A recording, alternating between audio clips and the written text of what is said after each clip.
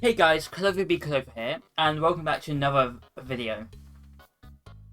This week's theory is going to be a little bit different, as I want to just kind of have a baseline for anyone, from people who have only played the game once, people who have played it multiple times and know theories, just don't know why theories are there, or people who just want more Deltarune content. As I have seen so many people who have played the game more than once, have watched people play it, watched people talk about it, and still don't know who December Holiday is, still think that Kris is a self-insert character or blank slate character, and also still think that Gaster has nothing to do with Deltarune, or even isn't real. Obviously, to anyone who knows a lot about Deltarune lore, those are crazy statements to make, especially after Chapter 4. But it is a case, and it isn't always their fault, as a lot of the stuff is quite hard to find if you're only playing it once.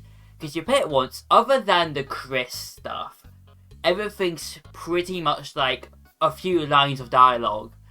Or if you don't know who Gaster is to begin with, there's no reason you should go, oh, of course this person talking to us is called Gaster. So that's why I want to make this video, just going over everything in an as truthful way, without going into theory territory, as possible. And then at the end of each section, I will then talk about either popular theories about it, or my own theories about it. Also, as of tomorrow, episode 2 of my Deltarune series comes out, called Deltarune. Obviously, it's an ARG. I don't want to talk too much about what happens in it because, gonna leave stuff for you guys to find out. Anyway, without further ado, on to the video. Alright, to begin with, I want to go over Kris, as I think this is the one that is the easiest to figure out on the first playthrough. Kris and the player are two different characters. This is revealed, at the very least, first hinted at towards the end of chapter 1. This is in the scene where Kris rips out their soul and throws it into the cage and then pulls out a knife. For those of you who don't know, you're actually able to move the soul around while in the cage.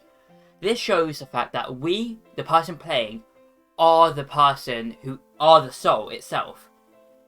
At the time chapter 1 came out, a lot of people thought Kris got possessed by a third party in this scene. But based on future events like Chapter 2, where Kris seems to be affected by the idea that Spamton is controlled by someone else, and Spamton says Kris is the same to them. And also Chapter 3 and 4, where Kris multiple times goes against the player's options to change what we say to something that Kris would actually say. Also, it's important to note, unlike most blank slate characters from RPGs, a lot of people reference direct things that we did in the past, and also directly comment on the fact that we act differently now to the way we did before the events of the game started. The best example of this is obviously in the Weird Route, and also anytime Noelle talks about it, as Noelle directly references the fact that Kris's voice sounds different, presumably being our voice rather than Kris's voice. Now, also, while we're on this topic, something else that's pretty important is the fact that a lot of people only say that Kris is a blank slate to deny the idea that Kris could be non-binary. Now, obviously, whether or not Kris is specifically non-binary, we don't know. But what we do know for a fact is that Kris uses they-them pronouns based on the fact that their parents, all of their childhood friends, and just everyone uses they-them on Kris. And it would be really weird for everyone just to not know what gender Kris is. Especially in this game, as in Undertale, you could technically make the argument that a lot of them don't know humans that well, because they've been underground for so long. But in Deltarune, they literally are in a world where humans and monsters coexist. So it'd be weird for them not to have at least one of them to have a basic understanding of what gender Kris is, especially their parents. So for that reason, it's obvious that Kris uses they them pronouns, which is another great thing with it, because it kind of plays on the idea that blank slate characters use they them pronouns. So when we first play the game, we go, oh, Kris uses they them because they're a blank slate, only for it then to be revealed that Kris isn't a blank slate and that they use they them just because that's their pronouns. Obviously, a lot of people will disagree with this, but I genuinely think that it's a very well made twist, and it uses things within like basic media like genre conventions, and also mixes it with queer identity to make a very like impactful twist. And Kris obviously is just very androgynous to begin with. Now, as for the theory section of this, I think that we are going to end up possessing someone else during Deltarune. I had a theory, one of my first theories after Chapter 3 and 4 came out, was about the idea that we will go on to possess Rousey at some point. And while I still agree with that theory, and recommend anyone to check it out, I do also now think that, based on some other people's theories, that we will in a weird route, go on to possess Noelle. As if you don't know, in a weird route, there's this whole imagery of a red dot and like a red growth on Noelle, which could imply the idea that a soul is growing within Noelle. Multiple people have mentioned this and brought up this theory. I think it was brought up in the Game Theory video, but honestly, they were like very late coming to the idea, so I'll try and leave a link to the original Reddit post somewhere. But as for the Rousey one, Rousey during Chapter 3 multiple times like is put into the position of being player 1, but also points out the fact that we, the player, should be player 1, and also gets scared when Susie mentions the fact Kris is making them do something. Rousey gets shocked and looks at us, implying the fact that Rousey has the idea of us controlling other people, and then also put into the position that we should be in. So I think it's a very high chance that in the non-Weird Route events, at some point we will go on to possess Rousey. I don't think it'll work that well, but also because Rousey's whole arc seems to be not wanting to be controlled and trying to be their own person. So we could end up being the final challenge for Rousey realizing that by directly possessing him. But let me know what you think and where you think the whole player versus Kris plotline's going. Now, this is a section that made me want to start making this video. A while back, I was talking to a friend, and they mentioned the fact that one of their friends genuinely had no idea who December Holiday was, and also still thought that Kris was a knight after playing Chapter 3 and 4. First of all, I will agree the idea that Kris is working for the knight is still possible, and I actually do think Kris and the knight do have some form of partnership, even if I don't think it's as simple as just like Kris is directly working for the knight. But I still think it's important to go over who the knight is, who Des is, and why they're most likely the same people. First of all, the knight during Chapter 1 and 2, a lot of casual fans probably didn't fully know who they were. So in Chapter 1, we get explained the fact that the knight is the person who created the Dark World, also the person who told the king what their goal was. Although later on we find out that the knight never actually spoke to the king directly, and it was specifically through Jevil that the king found out about the knight. Also in Chapter 2, we directly find out how the knight makes Dark Fountains, which is then shown Kris making a Dark Fountain. I would like to say that even though Kris makes Dark Fountain in Chapter 2, that does not make Kris a knight, or even the knight, because Kris probably only found out how to make a dark fountain themselves after Queen explained it, as Kris, even if they were working for the Knight, probably didn't actually know how the Knight was doing what they were doing, and once they found out how to do it, they then tried to do it either to help the Knight or just because they wanted to go on another adventure with Susie. Then after this, we actually meet the Knight in Chapter 3, and in Chapter 4, they are the main antagonist. Now, everyone should at this point who's played it know who the Knight is, but who is Des? Des is a character who is very rarely brought up. I mean, as for Chapter 1 and 2, it would make sense for not many people to know who Des is, as you could very easily forget about the couple lines of dialogue mentioning her. But as for Chapter 3 and 4, she does seem very important. So if you don't know who she is, or don't really know where she shows up in the games, here's your explanation. Des is first referenced in Chapter 1 in the Light Ward section. This is basically mentioned when you interact with the angels in Rudy's hospital, and Rudy will explain that Des and her sister, and Des and Noelle, who are sisters, made it together. This obviously means that Des, or December, is part of the Holiday family, connecting her to the whole Holiday naming scheme of Noelle, Des, Rudy, or Rudolph, and Carol. Then in Chapter 2, Noelle has a whole speech about how Des, Kris, Adriel, and her used to go out exploring.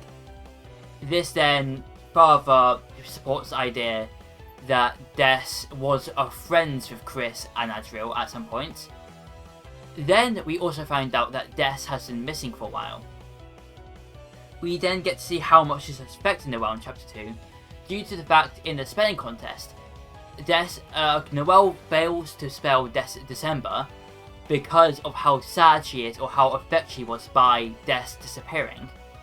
We also get some things suggesting the fact that Asgore was fired from the police force because of Des' disappearance. That is more speculation, but based on what we see within newspaper clippings, and also in Chapter 4, Asgore being really obsessed with the Holiday family and saying that nobody believes him and everything will go back to normal once they believe him, I think it's more than likely the case that he was fired because of Des' disappearance. What specifically he did or didn't do is unknown, but I'll get into speculation on that later. Then Des is directly referenced multiple times during Chapter 3 from Tenor, as Des was one of the people who used to hang out with Kris and watch TV with them. Obviously, Tenor was just trying to mention them. I don't think Tenor actually knows what happened to Des, otherwise I don't think he would be referencing her. Then finally, Chapter 4, there's a couple, we get to see Des' room, Des' guitar, and there's also quite a few references to Des in the ARG Deltarune had, but I would recommend watching a specific ARG video on that, as there isn't anything that isn't shown in the games that is brought up there. But in Chapter 4 we also find out that Des is very good at music and has a few bands, and likely was the person to create the song you play during the minigame sections of Chapter 3. That is who Des is, and the reason Des is a knight is some things we see referenced about her. Now, this stuff has been in my brain since Chapter 2, so I might get it wrong where these come from, so if anyone wants to correct me, just leave a comment and I'll pin it. But, to put it simple, Des is directly referenced multiple times to have, or to use a wiffle bat. I'm not exactly sure what wiffle is. I believe it's just a type of a bat for like baseball, as baseballs are also quite tied to her. So you have the object of a guitar and wiffle bat connects to her, and the knight is shown to use a wiffle bat. It isn't actually a katana. It's a wiffle bat because number one, it starts in the shape of a bat, and then also when it goes into its katana form, you can see at the base of the katana, it's still in the shape of a bat, as katanas don't have the out bit at the end. They have it before the blade. Also, it's quite common for weapons to change forms in Dark Worlds, as Kris's sword changes to a shield at will. Then also, the most obvious thing to at the very least connect the knight to the Holiday family is the fact that the knight has reindeer antlers. This most likely means that the knight has to be a Holiday member, as to my knowledge there's not any other reindeer characters in Deltarune. Then you have the fact that it's very clear that Azriel and Des were close. While this could be a friend thing or a romantic thing, that doesn't specifically matter. We just know they're close. One, because they used to hang out a lot and they were around the same age. And two, because Des is shown to have Azriel's retainer and a lot of Azriel's sweaters in her room. Which, weird, yes, but just shows that they were definitely close. And also in the knight's theme, Black Knife, you can hear multiple elements of different Azriel songs in it. You can hear My Best Friend, you can hear Hopes and Dreams, and most insane, you can hear the weird, like almost siren parts from Your Best Nightmare in there.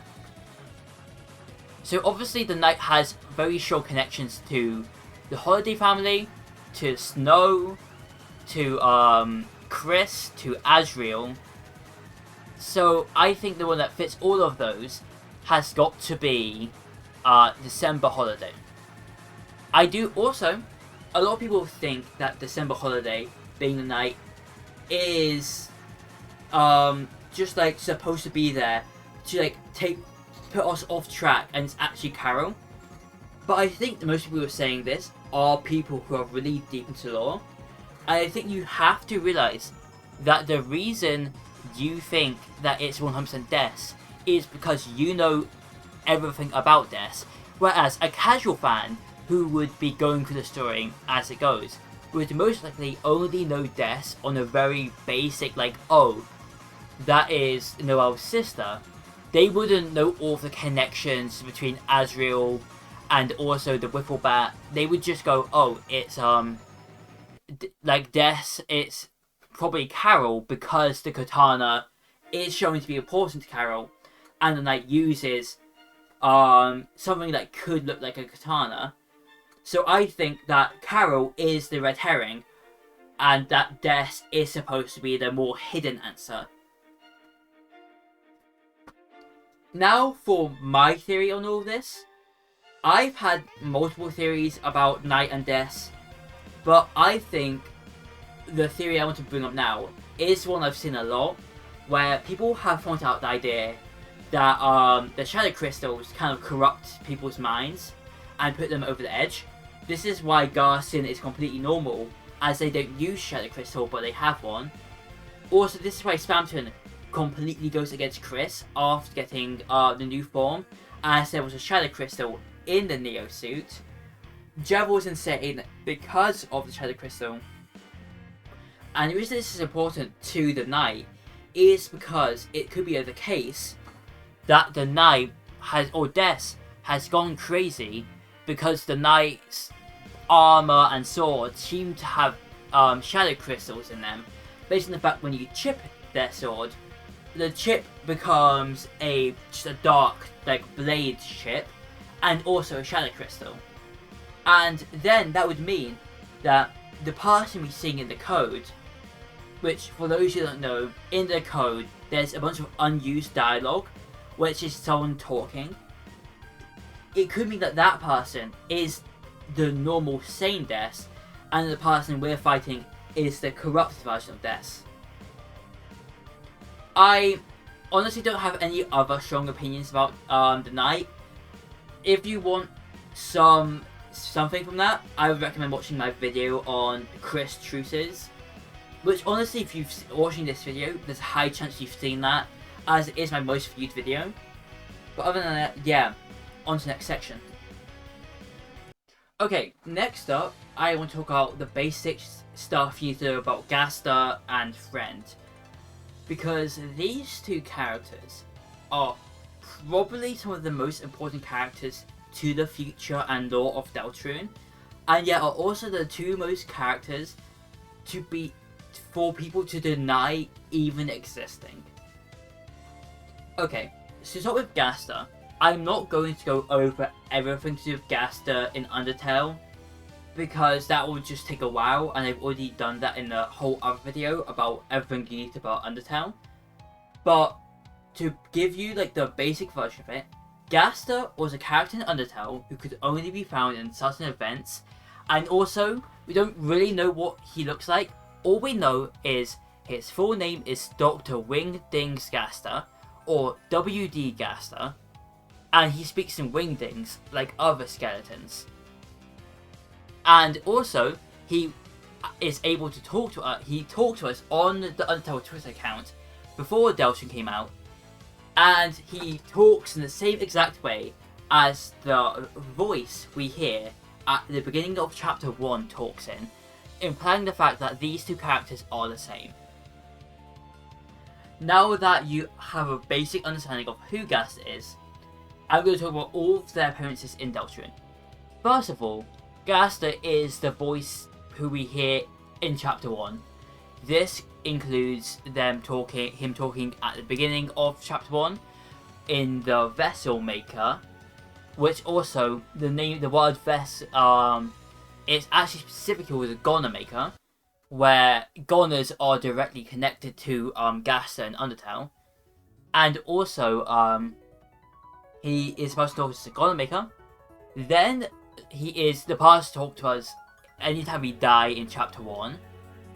He then also talks to us in Chapter 3. If you fight the knight, die, and then go back to fight again and then die again, this voice, or Gaster, will have more stuff to say to you, talking about how you're supposed to lose this, but he is very interested to see what you're doing. And then he is also shown at the end of Chapter 4 to talk to us, and he basically just says that you've reached the end of the first half of Deltarune. Obviously, these are all very good examples of him being in the game, but the reason he's important is because anytime he talks about Deltarune, he calls it my Deltarune. He says it's his Deltarune. And he talks about Deltarune like he created it. Also, there's multiple references to a thing called Entry 17. Entry 17 is a scientific entry Gaster made in Undertale, talking about an experiment or discovery he made, which is directly linked to Dark Worlds, as he references like shadows cutting deeper and photon reading is negative, which all imply the existence of something darker than dark, which is what Dark Worlds are. He also directly says darker yet darker, which is also brought up most times in Deltarune. And even the prophecy that is sung in Hometown includes the line, shadows cutting deep, which is the exact same thing that Gaster says.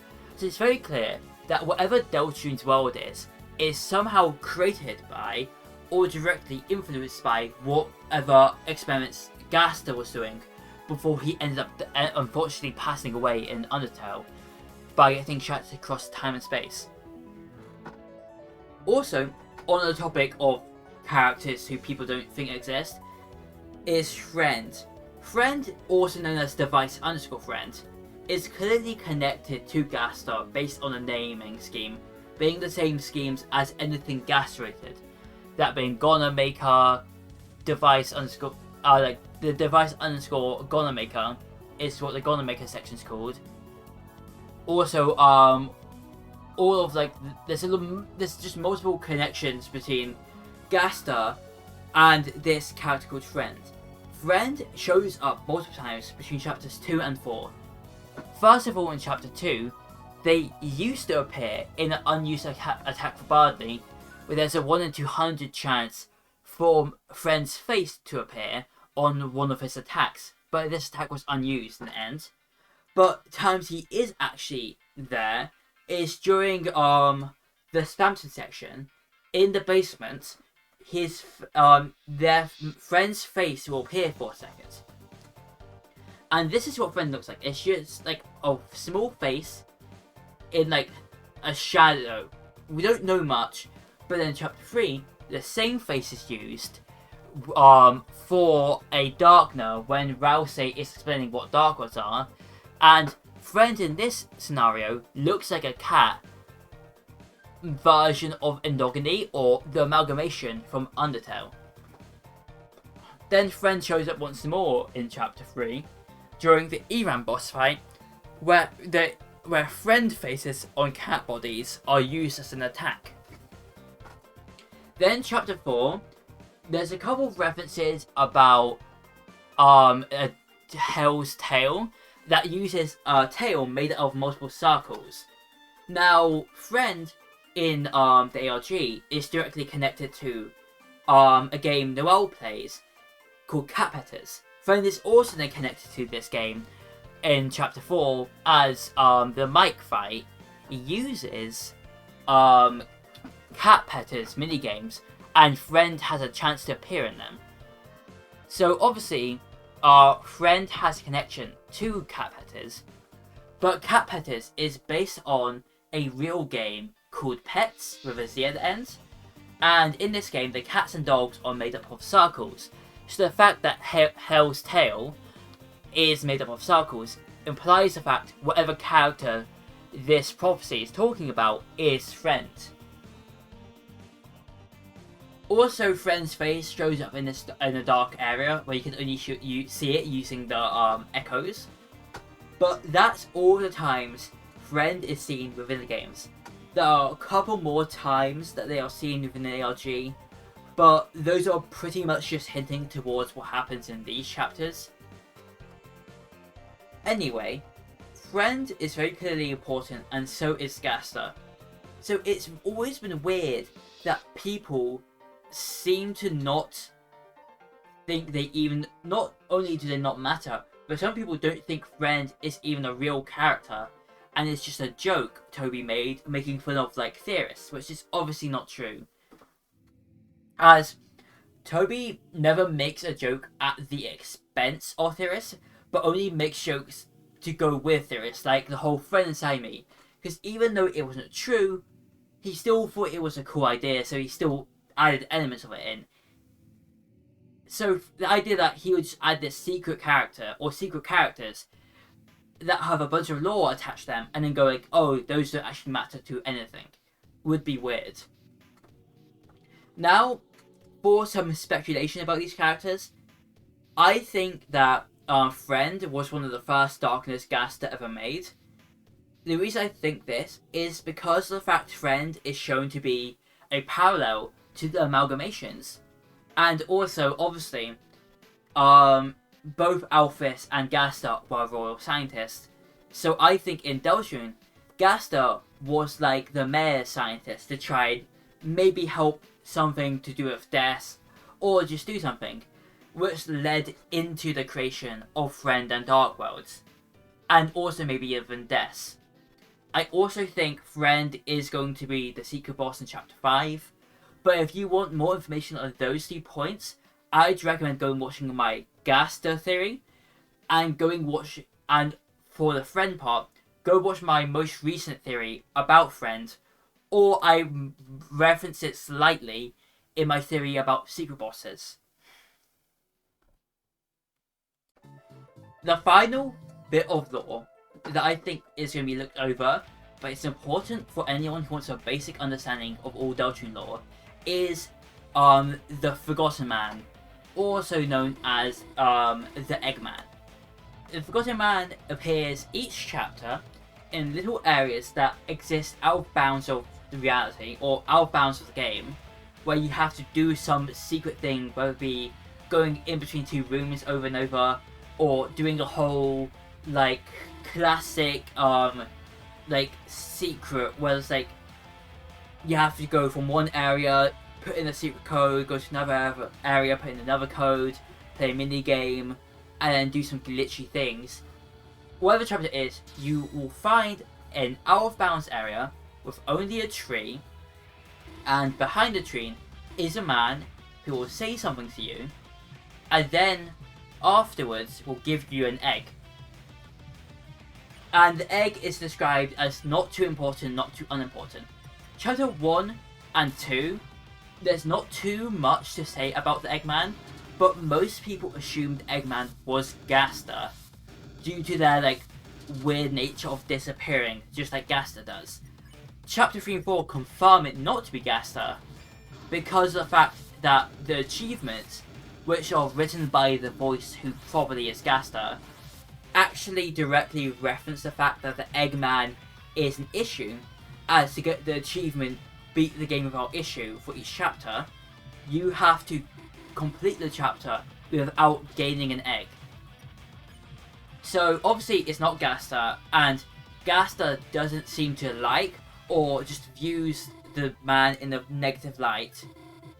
But chapter 1, 2 and 3, other than that, don't give us too much about what the man's actual significance is.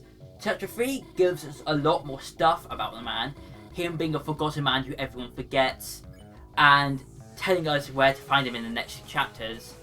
With chapter 4 obviously being washing the windows, which is how you find it, as you have to walk into a window. And chapter 5 apparently being in the fields, collecting wheat. I think it was collecting like crops of wheat. And we know that chapter 5 is going to be in the flower shop based on the prophecies. But other than that, we don't get too much on what he actually means to the lore. But then chapter 4 is the most interesting chapter for the Eggman or Forgotten Man, as you see Kris go to art therapy in the room, and instead of actually finding the tree, you have to find a canvas, and Kris is told to paint whatever getting them down, making them feel bad.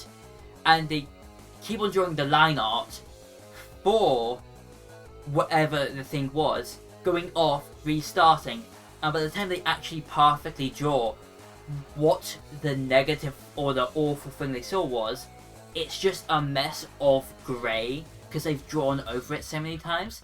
And then after that, they paint a tree over everything, and then they find an egg. Now, this is weird, because number one, the man doesn't directly show up. While the man could be one of the NPCs you find in the dark area, the man doesn't actually directly give you the egg, and instead it's specifically just seeing the tree and what's behind it that gives you the egg. Now, in Deltarune, you have a character called Noelle, and Noelle is known to, any time something very traumatic happens, to replace whatever happened with imagery of snow in her mind. This is very much so played on in the Snowgrave route, where Noelle will literally cover screen in snow when doing something bad.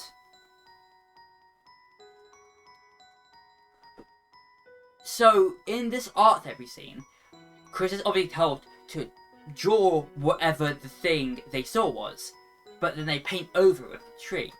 So going into speculation now, I think that Kris witnessed something terrible, whether it was about death or something else. Kris witnessed something terrible, and then put an image in their mind of a tree over it to like block out, to like mentally block whatever the negative thing was. And the Forgotten Man is representing Kris forgetting whatever it is that they saw. Also based on Kris's hatred of the bunker, it's probably to do with that. Also, the bunker and the tree do share a lot of the same colours, but with like the main one being red and it brings like a slight purpley pink as shading for the door. But it's very clear that whatever the Eggman is, it's a representation of whatever thing or whatever traumatic thing that happened to Kris that turned them into like the social outcast they have become now. As at one point they did seem to have quite a lot of friends, being friends with Monster Kid and Noelle, but now they seem to be rather like locked off, not going to school most days. And maybe even the reason they actually ended up losing their soul to us, as there's a very high chance that Kris purposely sold their soul but now regrets it. But that's just everything I can think of that's important with them, like the Eggman. If I've missed anything about the Eggman, let me know what it is and what your thoughts on the Eggman is. And that is the 4 main points for Deltarune lore that I think the casual fans will miss over.